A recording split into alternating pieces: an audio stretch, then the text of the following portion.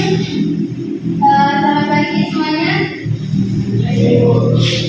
Gimana kabarnya hari ini? Alhamdulillah baik, Bu. Sebelum mulai pelajaran, silakan ketua kelas untuk membaca doa terlebih dahulu.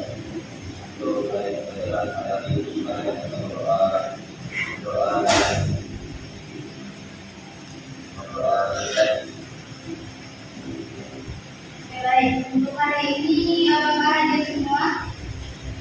Hadir, Bu. Hadir semua, Bu.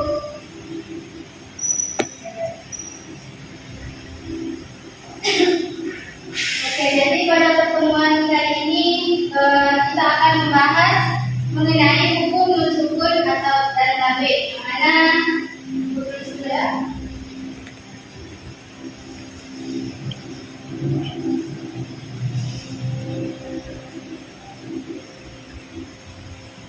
Nah, jadi hukum nun sukun dan tabik ini terbagi menjadi 5.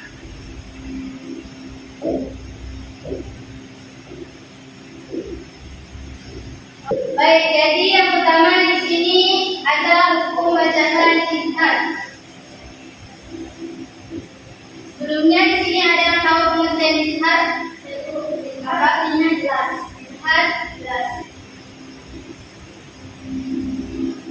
Nah, baik, jadi izhar itu artinya jelas. Yang mana ini terjadi apabila ada nun sukun atau tanwin bertemu dengan salah satu dari 6 huruf. Hurufnya itu yang pertama itu alif, kemudian ain, qoin, ha, qaf, dan sa. Nah, jadi apabila ada nun sukun atau tanwin bertemu dengan salah satu dari 6 huruf ini, maka dihukumi dengan kemudian yang kedua di sini ada ikrab. Ada yang tahu pengertian ikrab? Baik, jadi ikrab ini artinya mengganti. Maksud mengganti di sini adalah apabila ada hukum nun sukun atau tanwin bertemu dengan huruf ba, maka dihukumi dengan ikrab. Artinya mengganti di sini nun sukun atau tanwin itu diganti dengan i. Baik, yang ketiga di sini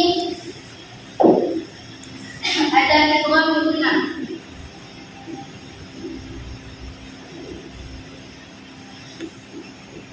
Ada yang tahu pengertian dari idgham guna?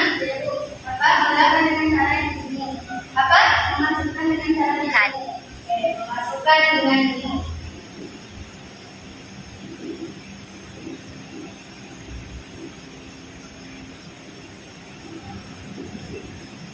Nah, jadi idgham guna ini artinya memasukkan dengan dulu.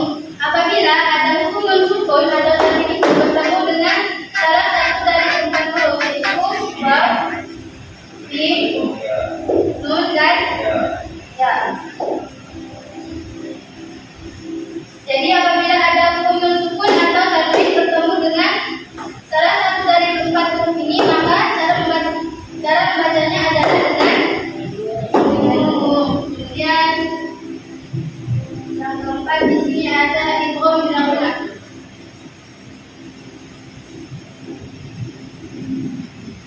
Ada yang tahu pengertian dari idgham guna? Memasukkan dengan tidak.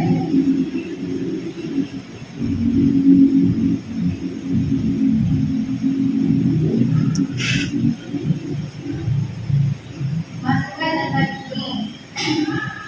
Jadi apabila ada nun sukun atau tanwin bertemu dengan salah satu huruf yaitu lam dan ro, maka cara membacanya adalah nun sukun atau tanwin ini dileburkan kepada salah satu huruf yaitu lam dan ro tanpa ada. Terakhir di sini ada ikhfa. Ada yang tahu apa ikhfa? Sama Bu. Ada 15 huruf. Ada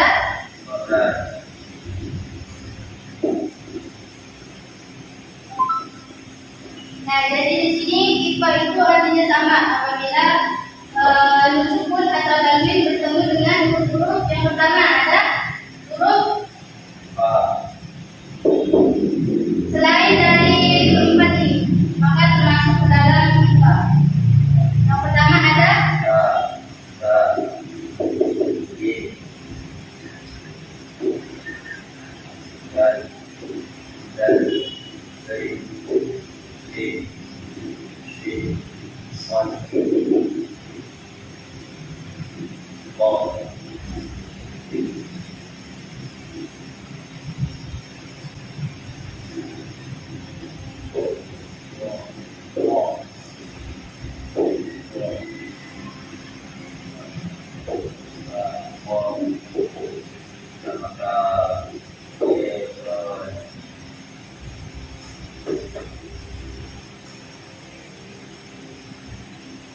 Nah, jadi huruf IPA itu ada 15. Yang pertama itu adalah ta, kemudian sa, jim, dal, zal, sin, ko, so, ko, Nah, jadi apabila ada nun sukun atau tanwin bertemu dari salah satu dari 15 huruf ini, maka dihukumi dengan bacaan Oh, mau tanya Ibu, sama kata dengung itu kamu tahu beda. apa bedanya? Beda, pengertiannya beda. Oh, oke. Tapi dengan orang lain itu sama.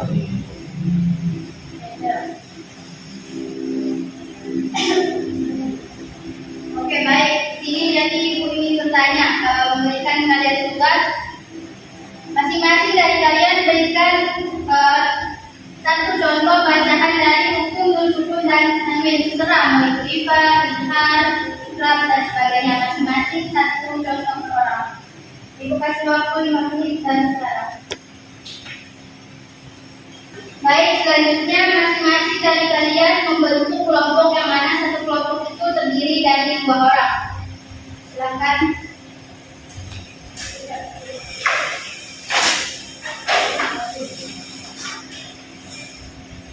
Kalian diskusikan hasil dari jawaban kalian.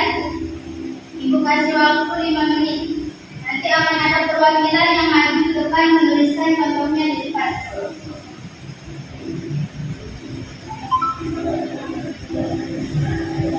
Ya Ibu. Baik, Ibu akan panggil perwakilan dari kalian untuk maju ke depan untuk menuliskan contoh dari hukum bacaan nun sukun dan tanwin. Masing-masing menuliskan contoh. Perwakilan dari kelompok pertama.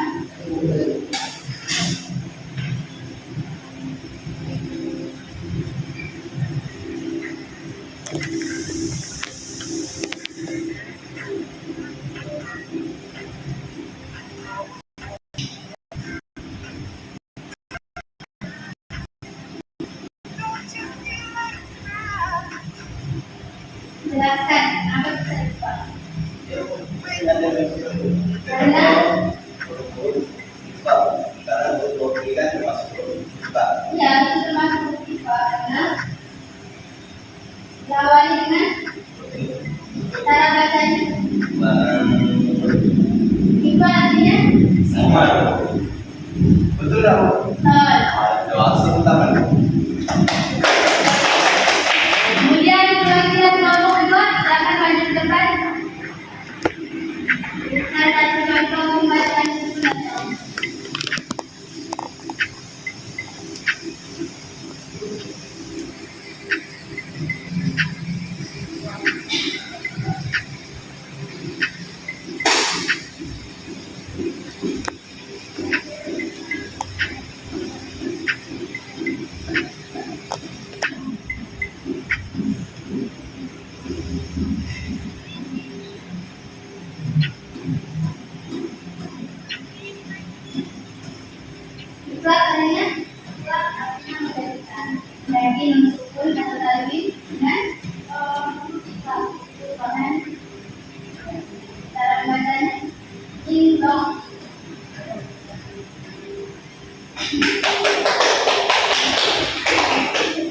baik, jadi dapat disimpulkan mengenai yang kalian tulis di situ. Ada yang pertama itu ada IPA. Nah, kenapa itu dihukumi dengan baca IPA? Itu karena sebelum huruf IPA itu terdapat nun sukun, kemudian kitab. Nah, kenapa dia disebut dengan kitab? Karena ada nun sukun bertemu dengan huruf IPA. Oke, baik, sebelumnya silakan kembali ke tempat masing-masing.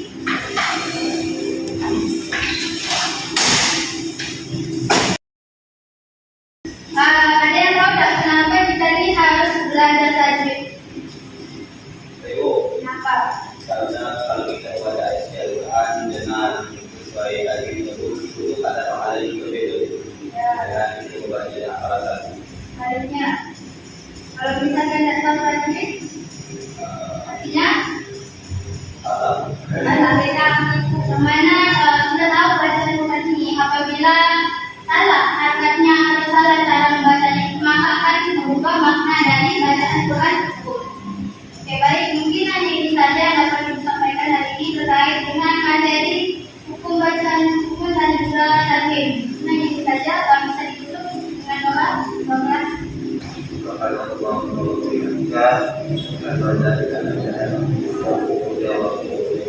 Baik, sekian. Sampai bertemu di pertemuan selanjutnya.